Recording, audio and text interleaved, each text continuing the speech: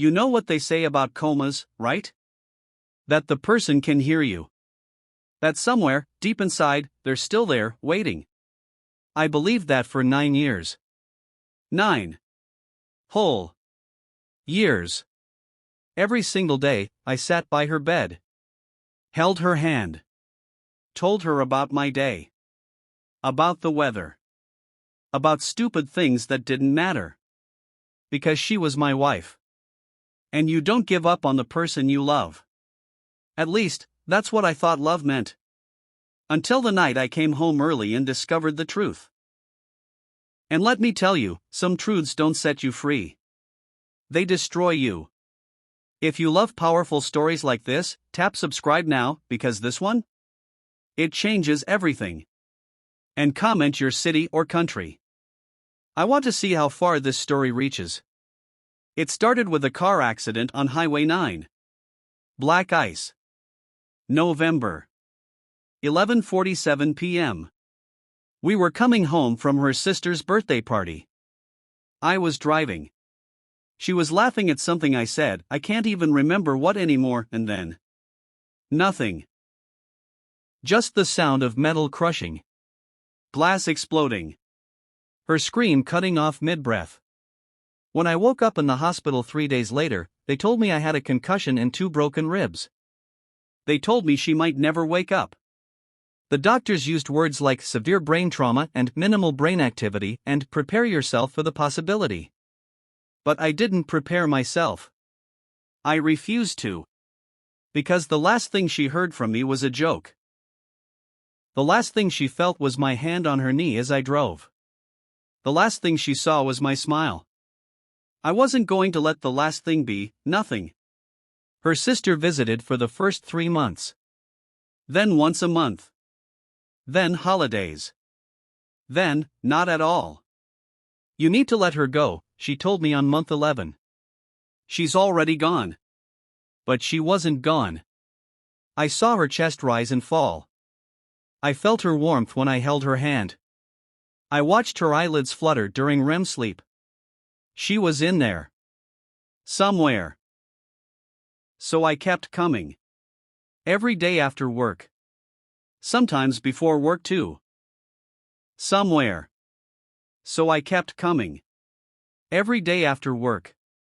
Sometimes before work too. Weekends, I'd bring breakfast and stay until the nurses kicked me out. I told her everything. About the promotion I got at work. About her garden that I was trying and failing to keep alive. About the neighbor's cat that kept sleeping on our porch. I told her I loved her. Every single day. The nurses knew me by name. They'd smile sadly when I walked in. That look that said, "Oh, you poor, devoted man." Everyone thought I was some kind of saint. A husband who refused to give up. I thought I was too. Year 3, I noticed Dr. Morrison spent a lot of time checking her vitals. Year 4, I noticed he always seemed to be there when I arrived. Year 5, I noticed how he looked at her. Not like a doctor looks at a patient. Like something else. She's stable, he'd always say. No change. But we'll keep monitoring closely. I trusted him. He was the head of neurology. Award-winning. The best in the state. And I was just me. A guy who sold insurance and couldn't save his own wife from black ice. Year 6, they moved her to a long-term care facility. Insurance wouldn't cover the hospital anymore. I visited the same. Every day. Year 7, I started noticing things. Small things. Her hair was brushed differently. Styled, almost. Her nails were trimmed and filed. There was lotion on her hands that I didn't bring. The nurses take good care of her, Dr. Morrison said when I asked. He still visited. Still checked in on her case personally. She deserves to be treated with dignity, he said. I thought it was kindness. I was so damn stupid. Year 9. Last month. I left work early. Terrible stomach flu. My boss sent me home at 2 p.m. I decided to visit her on the way. I'd missed the morning because of a client meeting, and I never liked her being alone too long. The facility was quiet. Afternoon shift. Skeleton crew. I walked down the familiar hallway. Room 237. The door was cracked open. I heard voices. Beautiful today, a man's voice. Dr. Morrison. I brought you something. I froze. Through the gap, I could see him sitting in my chair. The one I sat in every single day for 9 years. He was holding her hand. My wife's hand. I know you can hear me, he whispered. I've always known. My blood turned to ice. The tests show brain activity spikes when I'm here, he continued. Not when he visits. When I do. You respond to my voice. He leaned closer. I should have been the one driving that night. If you'd been with me, this never would have happened. You'd be awake. We'd be together. Wait. What? But he got there first, didn't he? His voice turned bitter. You settled. You married him because I was still in med school. Because he had a house and a steady job and could give you security. My hands shook. But you loved me. You told me that night at the hospital, remember? Right before the accident. You called me. You said you made a mistake. You said you were going to leave him. No. No, no, no. And then this happened, he said softly. And I've been waiting. Taking care of you. Keeping you alive. Because when you wake up, and you will wake up, you'll remember. You'll remember who you really love.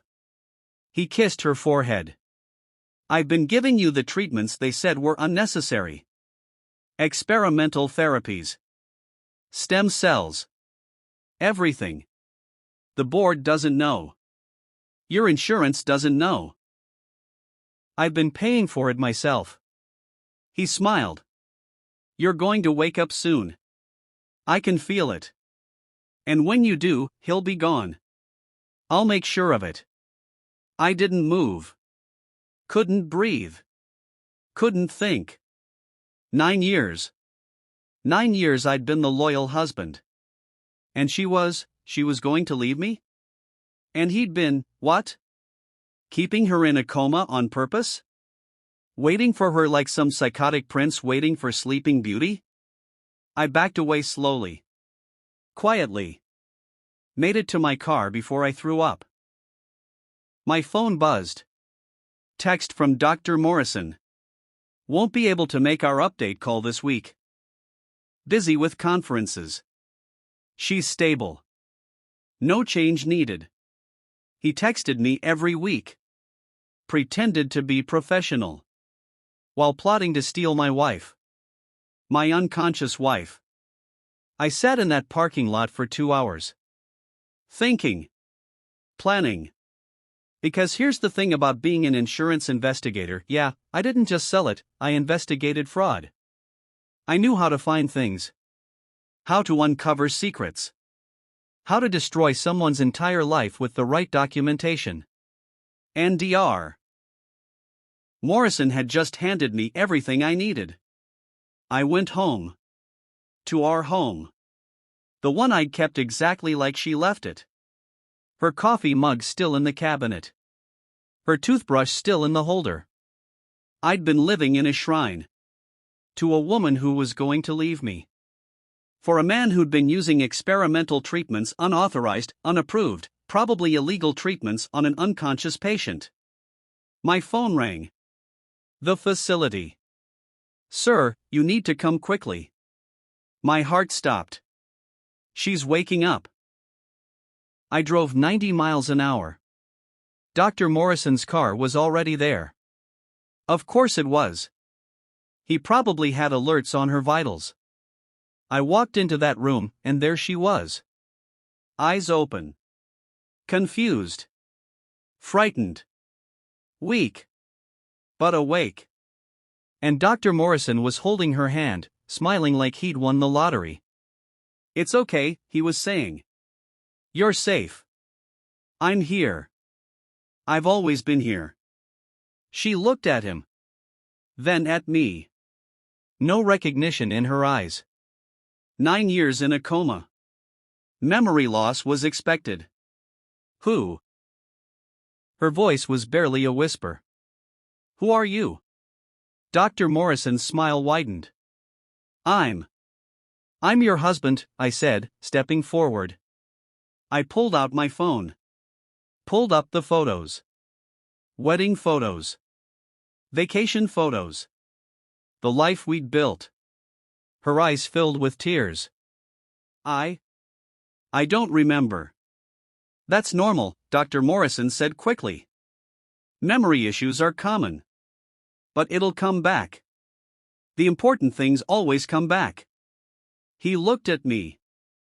And I looked right back. Because I knew something he didn't. I'd spent the last 2 hours researching. Making calls. Pulling records. And I'd found it. The experimental treatments? Unauthorized. Illegal. Career-ending. The hospital board would be very interested. So would the medical licensing board? So would the police. But here's the thing. She was awake. She was alive. Because of him. Because of his illegal, obsessive, completely unethical treatments. The treatments I would have never approved. The treatments insurance would have never covered. The treatments that saved her life. So I had a choice. Destroy the man who tried to steal my wife. Or let her live. I looked at her. Really looked at her. She was scared. Confused. Helpless. She didn't know me. Didn't know him. Didn't know anything. I could tell her any story I wanted. And she'd believe it. I smiled. Walked to her bedside. Took her other hand. And said the words that would change everything. "Welcome back, sweetheart." Dr. Morrison's face went white. Because he knew. He knew I knew. And he knew what I could do. But he also knew. I needed him. At least for now. Because revenge? Revenge is patient. And I've gotten very good at waiting. After all, I waited 9 years already. What's a little longer?